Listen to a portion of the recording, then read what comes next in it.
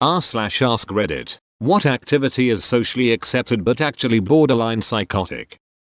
The compulsion to put absolutely everything you do and experience on social media for people to enjoy, when really you're hoping they'll envy you. Hyper-aggressive and infighting behavior in a management role. It's so counterproductive too. Once fear in politics kicks in, people stop warning or helping each other. Suddenly projects start being late and lower quality because people are too scared, or bitter, to mention delays or get help for something they're struggling with. My office is going to hell in a handbasket because of this. One manager in particular is a useless tit, but she uses her power to bully people into submission. Always passes the buck when something goes wrong. 2. I have reported her to HR close to a dozen times for her abusive behavior, and I know she has had to take a sensitivity course. The rest of upper management is almost just as bad. Can't wait to get out. Yep. I can't wait for the day companies wake up and learn that these types of managers aren't actually successful and are really just toxic and harmful to the company. Companies learned this a long time ago. It's just a cycle. Eventually there will be a reorg or the company will go under. Then time passes and unskilled managers creep in and the process starts over. Parents not preparing their children for adult life to keep them from moving out. This one boggles my mind. No, Jimmy doesn't need to prepare for med school while he's in elementary, but holy crap, they can start learning appropriate levels of responsibility, like picking up after themselves, putting their shoes and coats away when they come in the house, bringing dishes to the sink and putting them in the dishwasher. When I was teaching in daycares out of school care, man, so many of the kids couldn't understand that cleaning up in between activities was also for them, not just someone else's job. It took a few weeks and they picked up the routine, but the transition for a few was just pulling teeth. I think allowing them to have a more independent social life as they get older is also important too. I never got this one. Like, your entire job as a parent is to raise a self-sufficient adult, excluding cases where there are severe physical or mental delays, mental illness. When your 25-year-old can't keep a job because mommy didn't wake him up on time and he no-showed, that means you failed as a parent. The fact you have to fork out up to $10,000 for a proper funeral. Somebody just went through a traumatic loss and now they have to set this shit up? Come on. I'd rather be cremated and dumped into the bay. Becoming a burden is awful. Instagram influencers who have hundreds of thousands of followers who are literally filming everything they do. Think. You can tell the people they spend time with are uncomfortable with the constant filming, yet they still do it. Not socially aware or just jaff. And it's because people keep watching, viewing, living life through someone else's camera, and everyone is completely okay with it. I had to threaten to kick a then close friend out of my house because he wouldn't stop streaming us hanging out. Like, man, I'm not consenting to this. Stop foe. Checking people's online status. Last active, last seen across various social media frequently. Technology is an incredible thing and there is no denying that social media brings us closer to those that are physically further away. But I believe the ability to digitally stalk people plays a major role in social anxiety and psychotic behavior today. Does your username stand for I bet you can't work out what this means? I worked in a bar that had a sign on the wall that said, IIT Wimwibmab, which everyone always asked about, to which we always replied, if I tell you what it means will you buy me a beer? A bar I worked at had a separate bar in the back called the Dilligaf bar. Someone asked my partner what this meant and he said, do I look like I give a duck? And they replied, well, that's great customer service. People who are obsessed with celebrities to the point of following their every move and talking about it with friends. I like to believe that you are an anonymous celebrity and this is your moment of reprieve. It's truly frightening how obsessive people get over celebrities, as if they are some higher being. The worst kind of people are those who think they're owed something due to the celebrity's fame. You're not owed anything. Imagine a patient saying to a surgeon, can I have a selfie? What do you mean no? I pay your salary. Then you have the issue of celebrity mental health. I'm not a fan of Kanye West, but I really do feel for the guy. Imagine having every mistake you've made throughout your life documented for people to judge you, and then when your mental health takes its toll on you, people are debating whether you're sane. You'd think after the influx of celebrity suicides that we as a society would be more conscious of our effect on these people. Jealous couples who keep tabs on each other's every move. Shared Facebook account. Check in by text every 5 minutes. Dirty looks when somebody attractive walks by, etc. Seriously, if there's so little trust, why even be together? Shared Facebook accounts creep me the duck out. Am I speaking with Jimmy or Jane? Can I crack a joke? Or will they go insane? Facebook pages for uteri also creep me out. I wasn't allowed to get Facebook because my dad told me they were just going to steal and sell my info. Way to call it, Daddy-o. But at 15 I rebelled and made one at a friend's house. So like, when the baby is born so they inherit the account. How do they explain to their friends that their FB account is older than they are? Why don't the parents just post the US pictures to their own page like a regular person who's waiting to meet a little person they made? It doesn't make sense at all to me. The beginning of your comment sounds like the start of some super crazy slam poetry or something. Competitive dog breeding, or what's it called? People obsessed with the dog breed's appearance that prioritize aesthetics before health concerns. Just look at the Schäfer with its hind legs, or pugs who can barely breathe. And not to forget all the other dog breeds with an endless list of health problems. Vets are campaigning to end the breeding of snub-snouted dogs. They can take up an or for a whole week in some surgeries.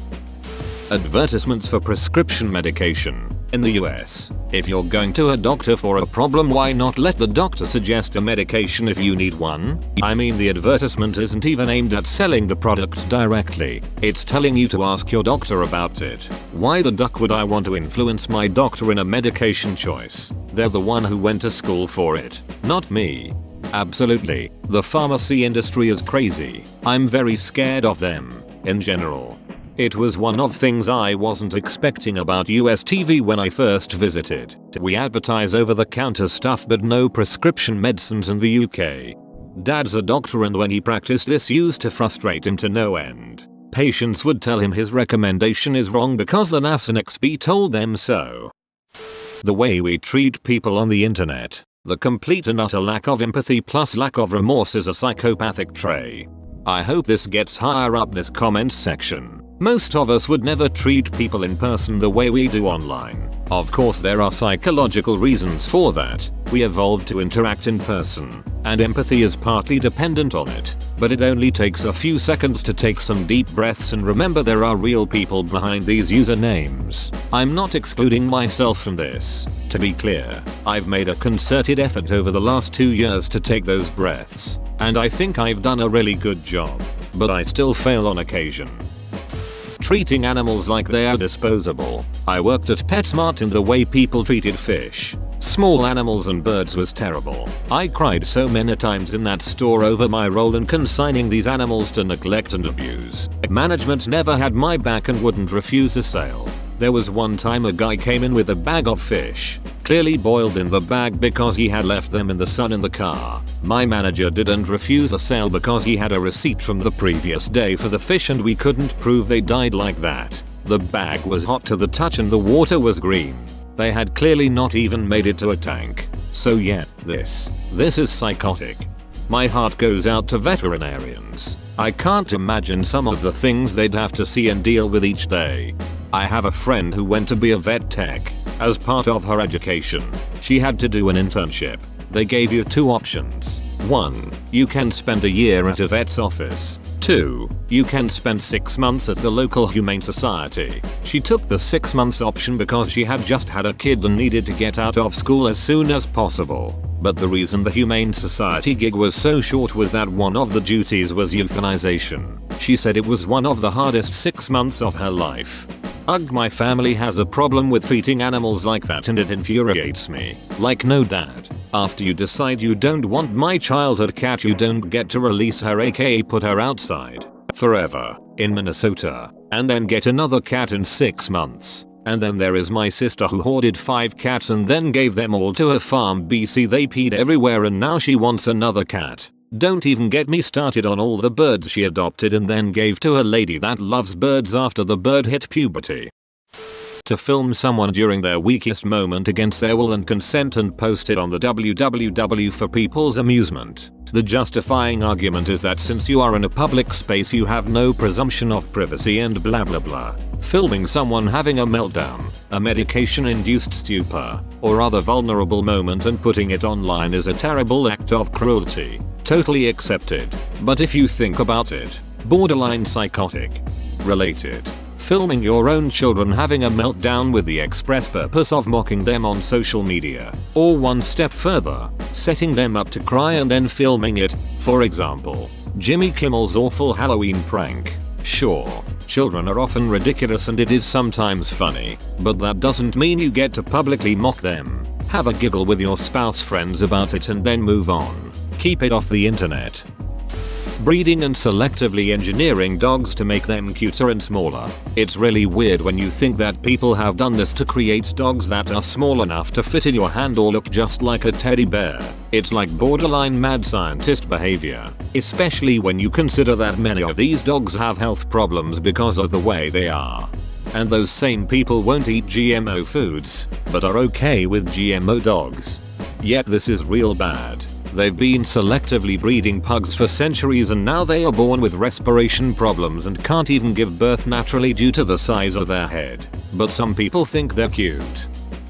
Being interviewed for just a bit higher than minimum wage job and there being 4 interviewers on the panel. I mean, you're trying to see if this person will be the best fit in your company, so you make them tell you about all their achievements whilst being scrutinized by 4 people, and then not give them the job if they're so nervous they miss out vital info. Also just the general jumping through hoops you have to do to get the shittiest job these days. The management seem to think they are doing you a favor employing you and underpaying you for the joy of being treated like crap. Working from 1565 in hopes of having enough income to not go broke till you die, most likely a decade or so after retirement. Yup, die in a nursing home. Spending $20,000 plus on a wedding. Reloading and reloading Reddit with the right eye, casting a glance to the envelope in the corner hoping it is read. This is hilarious to me, because I never expect replies. I see the little red envelope and think, oh shit, what did I do? Dudes in those wingsuits that glide really close to mountains. A lot of them are dead. In my opinion, alcoholism. It's a lot more dangerous that weed isn't, has ended so many people's lives. That being said, I'm still gonna drunk though. Honestly, I don't think alcohol should be illegal, but honestly, duck alcohol. It causes nothing but problems. It kills 9x as many people in the US each year as gun violence, and then I need to deal with drunks shitting in the bed in the ED every weekend. Can't say it's really socially accepted, but I dislike how some people believe that they can bully and harass those working in retail. There are plenty of people who treat service workers as punching bags, and the fact that they even see that as an option during an interaction annoys me. And for the most part, the employees can't call the person out on their shitty behavior because they might lose their job. It's this whole dance of abuse acceptance from management. Those people are cowards. They bully people who can't fight back for fear of losing their jobs. Most people who treat retail workers like shit would probably never talk that way to people who are on an equal footing. Doing a good deed, then posting online what a good deed you did so that others could praise you as being a wonderful person. Healthcare profiteering. Yes, money is needed to develop treatments and garner people's best efforts. My issue is with greed, fraud and corruption, keeping costs astronomical for something many argue should be a fundamental right. Having your dogs in small cramped urban apartments and getting them a script for their anxiety. I'm going to add on people who get dogs as practice for having children. Then after the children are born, ignore the dog. Same type of people. Here in Wisconsin, drinking exorbitant amounts of alcohol to the point of blacking out, then waking up, going to brunch while drinking mimosas, beer, Mrs. Bloody Marys, followed by taking a nap, then going out that night and starting the cycle again, except going to a sporting event instead of brunch. These are called weekends. You don't want to know what we do the other days of the week. Spoiler, keep drinking. Playing king games, like Candy Crush, endlessly. But have you tried quasi cupcakes?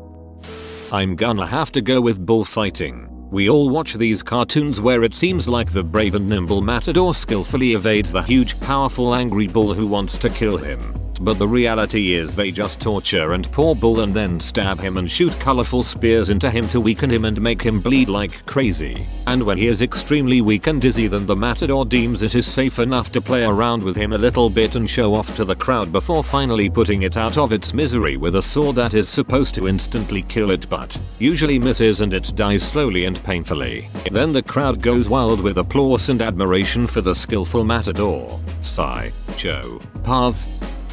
Getting involved in strangers' lived as if it were your own. If a guy likes to dress that way, let him. If a girl likes to date girls, let her. If a person believes in the devil, let him.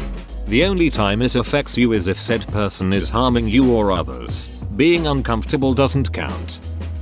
This is going to be downvoted, but people seeing visions of God as psychotic and in a mental institution would mean you wouldn't be released, but is often commonly accepted within religious societies. See also, speaking in tongues. I saw some guy go into that crap and I just barely stopped myself from dying laughing. Social media in general, sharing your everyday activities with the whole world is crazy, but people do it. The culture praising over drinking and silly drunk stories. We went out for coffee and then I woke up in my bed with the bartender covered in fries isn't proof of how silly and crazy you are. It just proves you have poor impulse control and an alcohol problem. I drink as well socially, but really taking too many shots and not remembering how you came home or what happened during the night isn't something to be proud of. I think it's a coping mechanism for people. Being so invested in a group of people kicking a ball around that when they don't kick the ball around as well as another group of people, you get upset and may even beat people up and smash up other people's property. Electing someone to the position of power who has zero experience in their job, no mental check, no education, not even from the town they are representing, and known history of being crazy, and choosing to vote for that person because they are an outsider. Duck that. My garbage man can't be my heart surgeon. Group interviews, especially when they don't tell you it's going to be a group interview. I just don't understand why. I can see it working with certain jobs, but I once went to an interview for a normal office position and there were about 15 other people interviewing for the same job. It was an entry-level position paying minimum wage. About 10 people left almost immediately after the interview started. The extreme thoughtlessness that goes into the amount of waste we produce. Paying your employees as little as possible, and turning against banishing anyone who questions it or tries to improve things for themselves. Duck you for trying to get by in this world. Am I right? Why can't I just pay you what I want to pay you and you can be loyal forever? Pretending to speak really loudly to your children in public when you are actually using your children because you are desperate to be the center of attention yourself. Whoa, you made it to the end? You're a ducking beast. I'll cut you a deal. Smash like and subscribe for more curated content, bruh. It's free and that's a great price.